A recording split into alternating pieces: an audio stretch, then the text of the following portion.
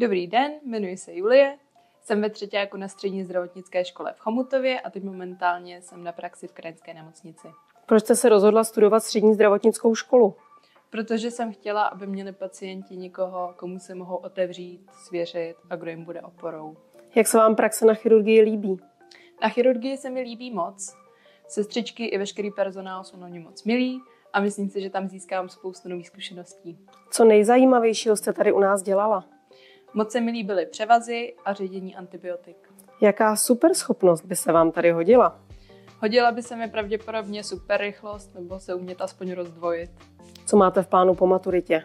Chtěla bych jít studovat na výšku, buď dětskou nebo všeobecnou sestru. Vrátíte se k nám do Kadaně? Zatím nejsem úplně rozhodnutá, ale je velká pravděpodobnost, že ano.